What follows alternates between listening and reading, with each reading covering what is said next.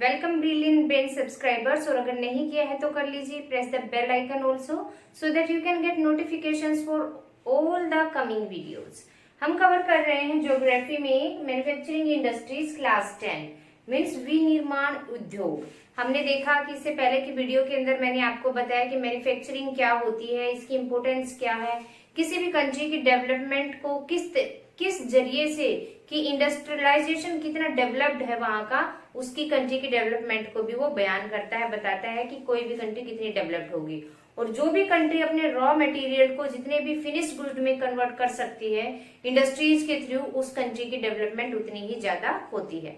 अब यहाँ पर आपका एक नेक्स्ट टॉपिक आता है इम्पोर्टेंस के बाद कि जो क्लासिफिकेशन ऑफ इंडस्ट्रीज है वो किस बेस पे किया जाता है। ये टॉपिक हम सेक्टर्स ऑफ इंडियन इकोनॉमी के अंदर भी कर चुके हैं कि वो अलग अलग होते हैं, आपके ओनरशिप के बेस पर होता है, एडजस्टेबिलिटी के बेस पर होता है, ये सब चीजें आप वो वीडियो देख सकते हैं, आपको क्लियर हो जाएगा कि क्लासिफिकेशन क्या होता है। बार बार क्लासिफिकेशन देने की कोई जरूरत नहीं है। अब यहाँ पे नेक्स्ट टॉपिक आपका इस चैप्टर के अंदर आता है कि रॉ मटेरियल के बेस पर अलग अलग इंडस्ट्रीज होती हैं, जिसमें एक कॉटन टेक्सटाइल इंडस्ट्री होती है, एग्रो बेस्ड इंडस्ट्रीज कहा जाता है उन्हें। तो एग्रीकल्चरल मटेरियल के ऊपर जो इंडस्ट्रीज बेस है, तो सबसे पहले हम क्या ले रहे हैं यहाँ पर, cotton textile industry agro based है। ये एग्रो मीन्स एग्रीकल्चर से जो प्रोडक्ट निकलता है उसके ऊपर बेस है। ये हमारी कंट्री के अंदर यही एक इकलौती ऐसी इंडस्ट्री है जो कि सेल्फ सफिशिएंट है। सेल्फ सफिशिएंट कैसे, हमने देखा कि किस पे बेस है, ये एग्रो बेस्ड है।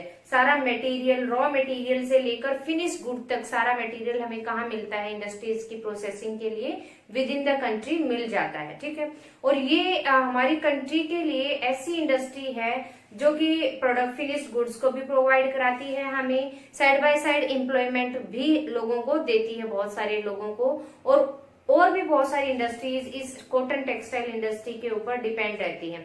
कैसे रहती हैं कि देखो, अगर हम किसान से लेकर चलते हैं, वो क्या करता है, प्रोडक्शन करता है, फिर उसको प्रोडक्शन करने के बाद जो बर्ड्स होते हैं, जो कॉटन बोल्स होती है, उनको चुना जाता है, हाथ से चुनने का काम होता है, लेबर्स को वहां काम मिलता है। उसके बाद गिनिंग की जाती है, मीन सफाई की जाती है, उसके अंदर से सीड को निकालना और प्योर कॉटन निकालना।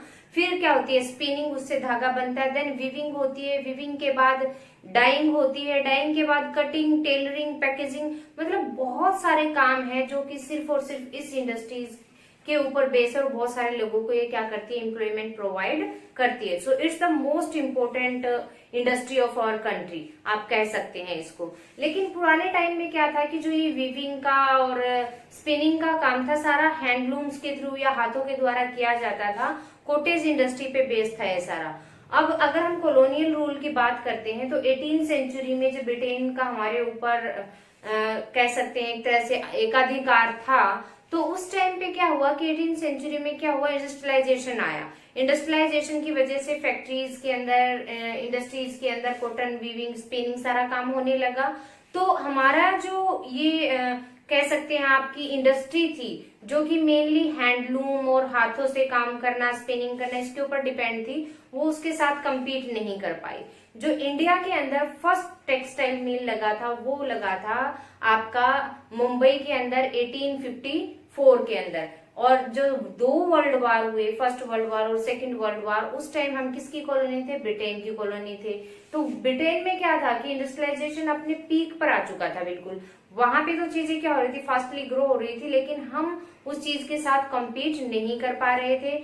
रीजन दूसरा और क्या था, एक तो यहाँ पे इंडस्ट्रियलाइजेशन नहीं आया था, सेकेंडली रॉ मटेरियल क्या करते थे ब्रिटेन वाले, वहां पहुंचा देते थे, तो कहीं ना कहीं हम पीछे थे। 1854 में जाकर हमारे यहाँ पे फर्स्ट स्पिनिंग मिल लगा था। उसके बाद 2-4 मिल और डेवलप हुए जो कि महाराष्ट्र और गुजरात तक ही सीमित थे। क्यों सीमित थे, क्योंकि climatic situation, raw material, labour, capital और जो आप कहें तो पोर्ट एक्सपोर्ट करने के लिए वहां पर इजीली अवेलेबल थे। तो ये हमारी फेवरेबल कंडीशंस को क्या कर रही थी, प्रोवाइड कर रही थी टेक्सटाइल मिल के लिए।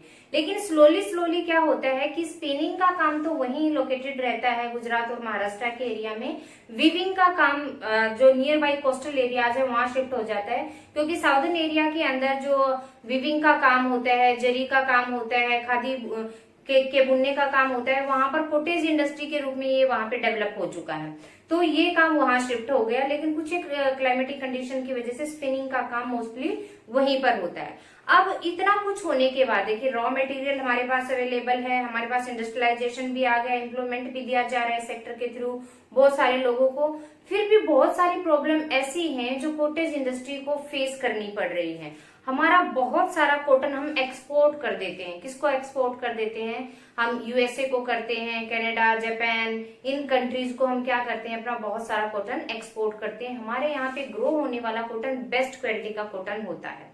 अब यहाँ पे चैप्टर में आपको एक चीज दी हुई है कि हमारी जो इंडस्ट्रीज है उनको यार्न फॉरेन कंट्रीज से मंगाना पड़ता है, फैब्रिक बनाने के लिए जो धागा होता है। क्यों मंगाना पड़ता है, ऐसा क्यों है? ऐसा इसलिए है कि हमारे यहाँ का कॉटन बेस्ट क्वालिटी का है और स्पिनिंग उस यार्न की भी फिर उस पे लागत आती है। तो जो इंडस्ट्रीज है, टेक्सटाइल इंडस्ट्रीज है, 2-4 यूनिट ही ऐसी हैं जो बहुत लार्ज स्केल पर प्रोडक्शन करती हैं, बाकी सब क्या है, छोटी छोटी स्मॉल स्केल इंडस्ट्रीज हैं। तो स्मॉल स्केल इंडस्ट्रीज अगर उस गुड क्वालिटी यार्न को यूज करती हैं तो उनका एक्सपेंडिचर बढ़ जाता है उस फैब्रिक को बनने में, और फिर उससे प्रोडक्ट बनाने में और भी ज्यादा बढ़ जाता है। तो जो वर्ल्ड मार्केट के अंदर चीजें अवेलेबल हैं वो उनके साथ compete नहीं कर पाता, क्योंकि कम प्राइस की चीजें भी मार्केट में अवेलेबल हो जाती हैं, बहुत अच्छी चीजें। तो इसलिए इंडियन वीवर्स को क्या करना पड़ता है, स्पिनर्स को अपना यार्न एक्सपोर्ट करना पड़ता है। हमारे यहाँ जो इंडस्ट्री है, स्पिनिंग मिल्स हैं या टेक्सटाइल इंडस्ट्री है, वो कैपेबल है वर्ल्ड मार्केट के हर यार्न को बुनने के लिए। तो क्या किया जाता है कि हमारा यार्न बाहर जाता है और हमारे वीवर्स को बाहर से यार्न कम रेट पर मंगाना पड़ता है। तो ये क्या है, एक ड्रॉबैक है हमारे लिए, हमारी इंडस्ट्री के लिए, कि खुद का हमें एक्सपोर्ट करना पड़ता है और बाहर से हमें इंपोर्ट करना पड़ता है, जस्ट बिकॉज ऑफ कि बड़ी यूनिट्स कम है, स्मॉल स्केल इंडस्ट्रीज ज्यादा है, जिससे उनका एक्सपेंडिचर बढ़ जाता है। अब क्वेश्चन यहाँ पे जो इम्पोर्टेंट रेज होता है टेक्सटाइल इंडस्ट्री के ऊपर वो आपका ये है। अभी तक मैंने आपको बेस दिया, सारा इंट्रोडक्शन दिया कि textile industry agro base industry है, कितना इसका पार्टिसिपेशन होता है। अगर यहाँ से कोई क्वेश्चन उठ के आता है तो आप उसको कर सकते हैं। But the important question is that analyse major problems of the cotton textile industry of India, या describe the problem face by the cotton textile industry of India. दोनों तरीके से क्वेश्चन हो सकता है कि कपड़ा उद्योग के द्वारा जो दिक्कतें फेस की जा रही हैं उसके बारे में आप बताइए। तो हम स्टार्ट करते हैं यहाँ से। आप 5 मार्क्स में क्वेश्चन आता है ये, और एज इट इज आप इसको लर्न कर सकते हैं, लिख सकते हैं। प्रॉब्लम ऑफ रॉ मटेरियल, जैसे कि मैंने आपको बताया कि प्रोडक्शन होता है बहुत ज्यादा, फुल क्वांटिटी में कॉटन को हम ग्रो करते हैं इंडिया के अंदर, और ब्लैक सॉइल में अच्छे से ग्रो होता है, सारा कुछ हम पढ़ चुके हैं अलग अलग चैप्टर्स में। लेकिन फिर भी कॉटन टेक्सटाइल इंडस्ट्री को रॉ मटेरियल की प्रॉब्लम क्यों है, जो मैंने आपको अभी बताया कि यार्न बेस्ट क्वालिटी का होता है, उससे एक्सपेंडिचर बढ़ जाता है, तो they have to export, and जो वीवर्स हैं have to import the cheap quality yarn, कि उनका एक्सपेंडिचर लिमिटेड रहे। The industry faces the problem of building up a regular supply of its material cotton in adequate quantities, कम ही रहा है हमेशा। रीजन मैंने आपको बताया, despite the importance of the industry and the long period of its growth, the position of raw material has remained unstable, कि बेशक ये बहुत ही इंपॉर्टेंट इंडस्ट्री है हमारे लिए, कितने सारे लोगों को ये रोजगार देती है, और भी दूसरी इंडस्ट्रीज इसके ऊपर डिपेंड करती हैं, और बहुत ही लंबा पीरियड रहा है इसके ग्रोथ का। 1854 में फर्स्ट हमारा इंडस्ट्री लगी थी, कॉटन इंडस्ट्री। तो raw material has remained unstable, इसकी जो सप्लाई है अनस्टेबल है, अस्थिर है, फुलफिल इसकी रिक्वायरमेंट्स को नहीं कर पाती है। सेकंड क्या कहता है, problem of power. Power means electricity supply होना, क्योंकि जो लूम्स है इंडस्ट्री के अंदर वो पावर लूम्स है, किससे चलते हैं, इलेक्ट्रिसिटी से चलते हैं, या अदर सोर्स होना चाहिए एनर्जी का कोई भी जिससे इलेक्ट्रिसिटी बने, बट चलते किससे, इलेक्ट्रिसिटी से। This industry in our country had suffer badly for want of adequate supply of power, suffer कर रही है लगातार ही, इसको पर्याप्त मात्रा में इलेक्ट्रिसिटी की सप्लाई अवेलेबल नहीं होती है।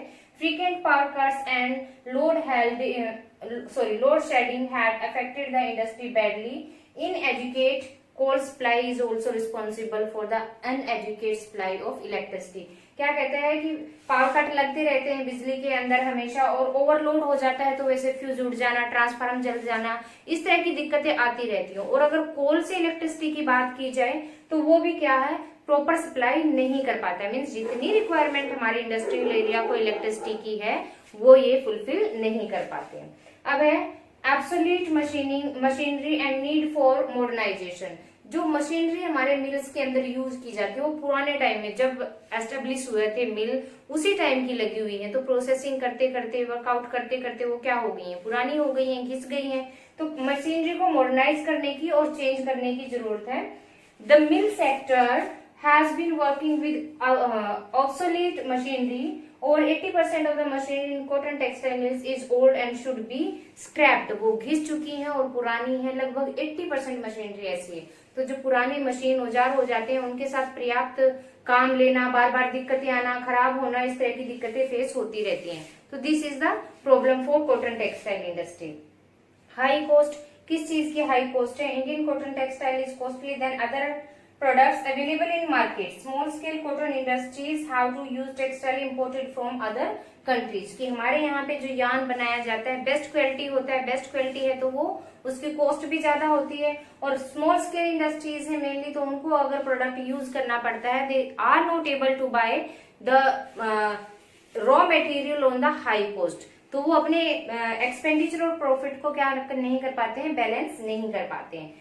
कंपटीशन ऑफ फॉरेन मार्केट, अब जो प्रोडक्ट तैयार किए जाते हैं उनको बाहर की मार्केट में भी भेजा जाता है। डोमेस्टिक यूज के लिए तो सारा बनाया नहीं जाता, क्योंकि हमारी इंडस्ट्री क्या है, बहुत ही वास्ट लेवल पे है ये इंडिया के अंदर। तो in India cotton textile industry has been facing increasing competition in world market. Day by day competition क्या हो रहा है, इंक्रीज ही होता जा रहा है। किस वजह से? इंटीग्रेशन ऑफ मार्केट्स आपस में, जो कि हमने लास्ट चैप्टर के अंदर किया था कि सेक्टर्स ऑफ इकोनॉमी के अंदर, sorry. This is due to low productivity and high cost and consequently high prices of Indian cotton textile.